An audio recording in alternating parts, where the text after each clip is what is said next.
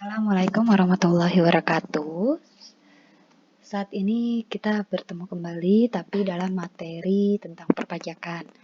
Oke, pada pertemuan kali ini kita akan bahas tentang PPN atas jasa sewa. Oke.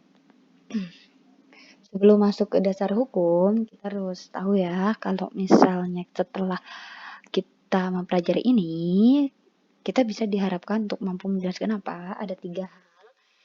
Pertama, pengertian sewa atau disebut dengan leasing, macam-macam leasing, dan perlakuan PPN atas leasing.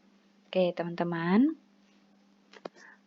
Dasar hukum dari PPN atas jasa sewa mengacu pada Keputusan Menteri Keuangan Nomor 1169 KMK 1991 COSE 10 PJ 42 1994 tanggal 22 Maret 1994. Nah, apa sih sewa? Sewa yang disebut dengan leasing atau kegiatan pembiayaan dalam bentuk penyediaan barang modal, baik secara sewa dengan hak opsi maupun hak tanpa opsi.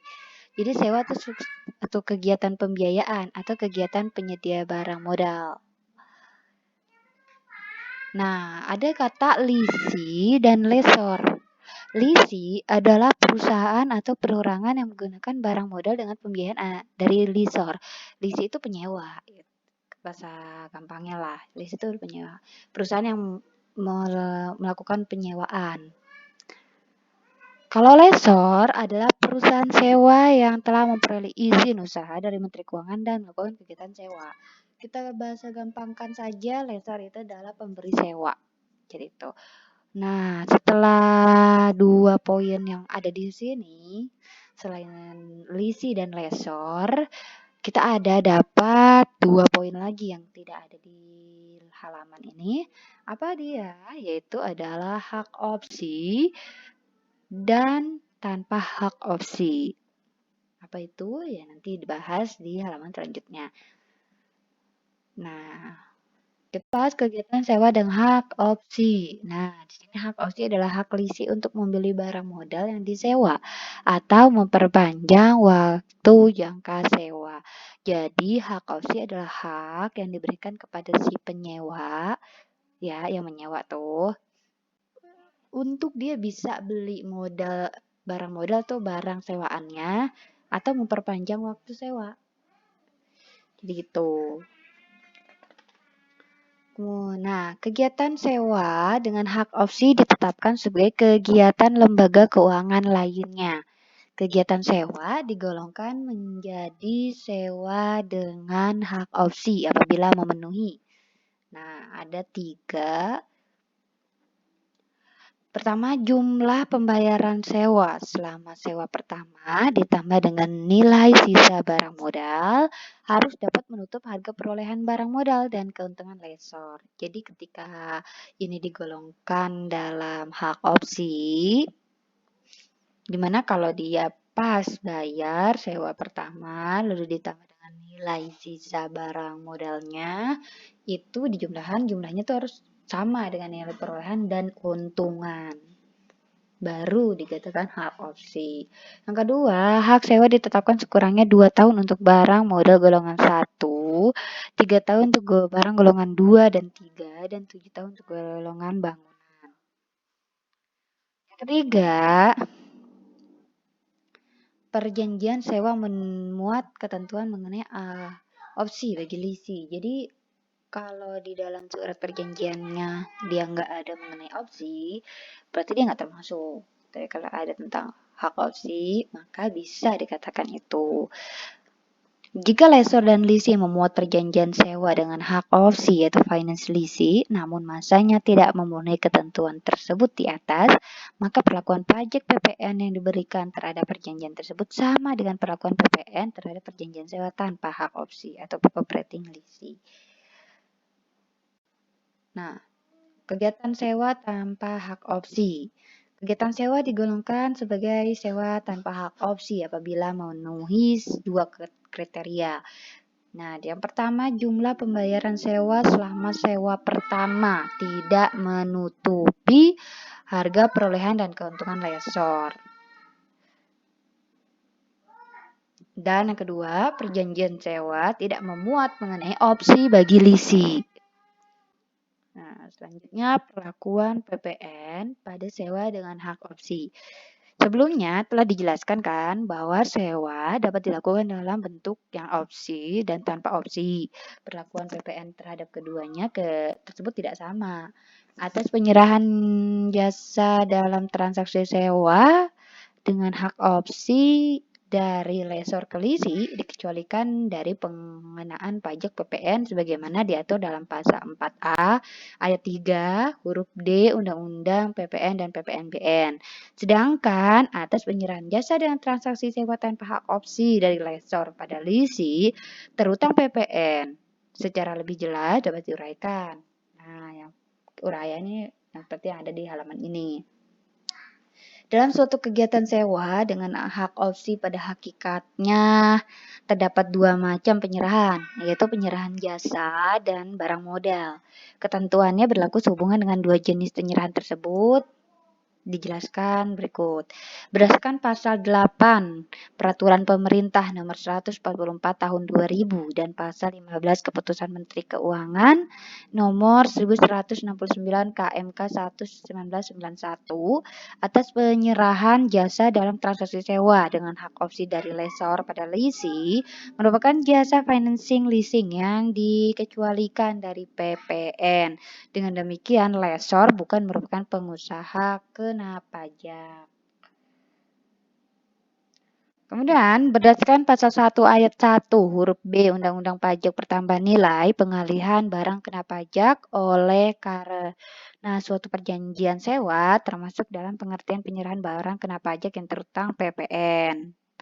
Meskipun pengalihan atas penyerahan hak atas barang kena pajak belum dilakukan dan pembayaran harga jual barang kena pajak tersebut dilakukan secara bertahap, tetapi karena penguasaan atas barang kena pajak telah berpindah dari penjual kepada pembeli atau dari lessor pada lisi, penyerahan barang kena pajak dianggap telah terjadi pada saat perjanjian ditandatangani, kecuali apabila saat berpindahnya penguasaan secara nyata atas barang kena pajak tersebut terjadi lebih dulu dibandingkan saat ditandatanganinya perjanjian.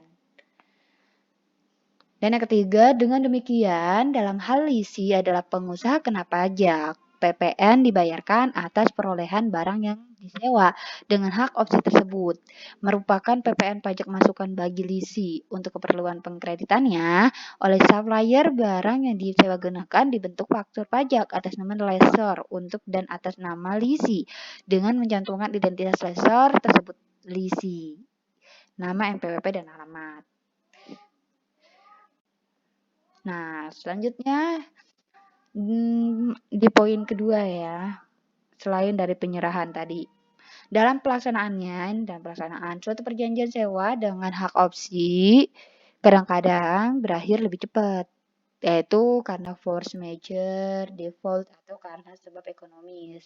Karena masa sewa menjadi lebih pendek dari masa semula yang disepakati, bahkan lebih pendek dari masa sebagaimana yang ditentukan dari sewa dengan hak opsi. Oleh demikian, maka perlakuan PPN atas pajak masukan yang telah dikreditkan oleh lisi diatur menjadi beberapa poin. Poin yang pertama, bila mana atau jika terjadi force majeure, maka pajak masukan yang telah dikreditkan itu oleh lisi tadi tidak wajib dibayar kembali oleh lisi. Apabila barang tersebut diasuransikan dan penggantian asuransi berupa uang tunai, maka pajak masukan yang telah dikreditkan oleh lisi wajib dibayar kembali. Kecuali penggantian asuransi tersebut berupa barang modal baru atau bagian modal baru, maka pajak masukan yang telah dikreditkan dari modal lama tidak wajib dibayar kembali dan pajak masukan dari barang modal baru atau bagian modal baru tersebut tidak dapat dikreditkan. Yang kedua, apabila terjadi default, pajak masukan yang telah dikreditkan oleh lisi harus dibayar kembali sebagian oleh lisi.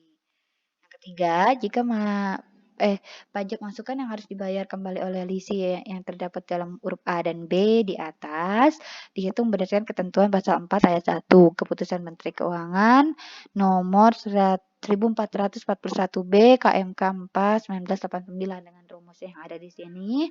P dikali PM, P itu ada persentase harga sisa buku, persentase sisa manfaat berdasarkan Undang-Undang Pajak Penghasilan. Pada awal tahun pajak terjadinya pemutusan transaksi sewa. PM itu adalah jumlah pajak masukan yang telah dikreditkan.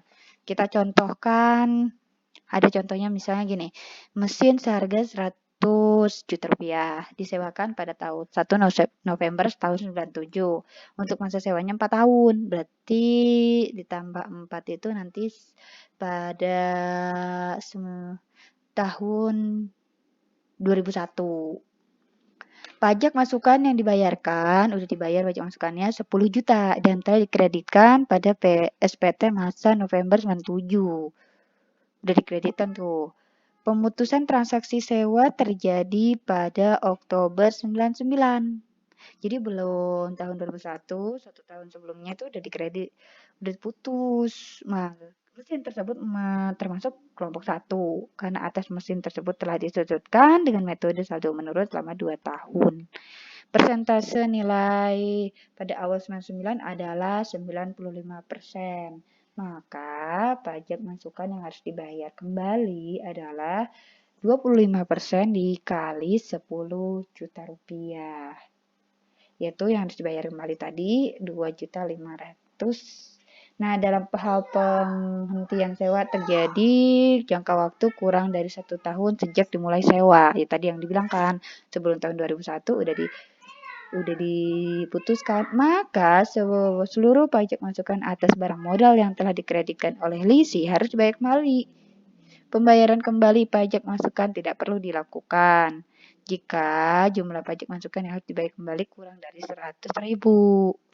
Pembayaran kembali pajak masukan dimaksud dalam dilakukan bersamaan dengan saat penyampaian atau lambat-lambatnya pada saat itu tempo penyampaian surat pemberitahuan tahunan PPN tahun pajak yang bersangkutan dengan menggunakan surat pemberitahuan masa pajak pertama nilai pembayaran kembali pajak masukan. Jika ini nggak dibayar, maka kantor pelayanan pajak yang bersangkutan harus menagih utang pajak tersebut dengan cara menerbitkan surat ketetapan pajak ditambah dengan sanksi administrasi sesuai dengan peraturan perpajakan yang berlaku. Tapi apabila karena ekonomi sebabnya, maka pajak masukan yang telah dikreditkan tidak wajib dibayar kembali oleh lisi. Jika suatu perjanjian pajak berakhir sesuai dengan masa sewa, tetapi lisi ternyata tidak menggunakan hak opsinya atau dia tuh nggak beli barang sewaan dia atau dia tuh tidak melanjutkan masa sewanya, maka pajak masukan yang telah dikreditkan oleh lisi tadi harus dibayar kembali sebagian dengan perhitungan yang telah kita contohkan tadi. Terus sesuai dengan ketentuan pasal 4 ayat 4 Kementerian Keuangan nomor 1441B KMK 04 1989 dalam rangka perjanjian sell and sales back tidak termasuk pengertian pemindahan barang dari lisi kepada lessor dengan syarat barang modal tersebut masih digunakan oleh lisi sebagai pengusaha kena pajak dan kegiatan usahanya. Dalam hal terjadi pemutusan sewa lebih pendek dari masa sewa yang semula disepakati atau bahkan lebih pendek dari masa yang ditentukan untuk sewa dengan hak opsi tadi, maka pajak masukan yang telah dikreditkan oleh lisi harus dibayar kembali sebagian oleh lisi dengan perhitungan seperti yang dicontohkan di atas. Nah, kalau yang ini tuh perlakuan PPN pada sewa dengan hak opsi tapi ada hubungan istimewa. Jika lisi dan lessor terdapat hubungan istimewa membuat perjanjian sewa dengan hak opsi, maka perlakuan PPN sama yang telah diuraikan. Apabila ada perubahan masa sewa menjadi lebih pendek dari masa semula yang disepakati ya, maka yang pertama, apabila masa sewa menjadi lebih pendek dari masa yang telah disepakati, namun masih dalam batas yang ditentukan sebagai sewa guna dengan hak opsi, maka perlakuan PPN tetap sama. tidak perlu diubah menjadi perlakuan sebagai sewa tanpa hak opsi atau operating lease. Yang kedua, apabila karena force majeure, apabila masa sewa menjadi lebih pendek dari masa yang telah disepakati sehingga tidak memenuhi ketentuan yang ditentukan bagi sewa dengan hak opsi, maka perlakuan PPN telah diberikan terhadap sewa dengan hak opsi harus diubah menjadi sewa tanpa opsi atau operating lease. Jadi harus diubah kalau ini. Tapi dengan catatan dia terjadi karena force majeure. Diaturnya gimana? Diatur yang pertama, pihak lisi harus membayar kembali pajak masukan yang telah dikreditkan bersamaan saat penyampaian atau tamat-tamatnya pada saat jatuh tempo penyampaian SPT tahunan. Nah, tapi bersangkutan dengan menggunakan SPT masa pembayaran kembali pajak masukan ya. Yang kedua, jika tidak dibayar, KPP menerbitkan surat ketetapan pajak ditambah saksi administrasi. Yang ketiga, atas masa sewa yang telah dijalani, perlakuan sebagai telah menjadi persewaan barang sehingga terutang PPN. Oleh karena itu, KPP harus menagih PPN yang terutang tersebut dengan menerbitkan surat ketetapan pajak atas nama lessor sebesar PPN yang terutang.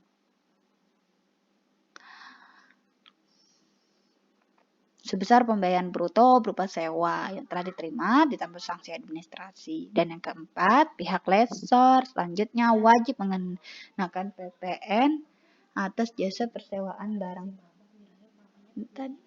yang masih tersisa dengan dasar pengenaan pajak sebesar pembayaran bruto sewa yang masih dilakukan lisi.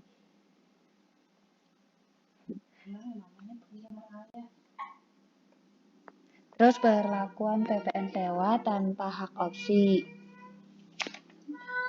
Pengumuman Direktur Jenderal Pajak Nomor Peng 139 PJ 69 1989 dan Pasal 1 Angka 4 dan Angka 5 Keputusan Direktur Pajak Nomor Kep 5 PJ 94 penyerahan jasa dalam transaksi sewa tanpa hak opsi dari lessor kepada lisi adalah penyerahan jasa yang terutang PPN karena lessor sebagai perusahaan jasa persewaan barang dengan demikian merupakan pengusaha kena pajak.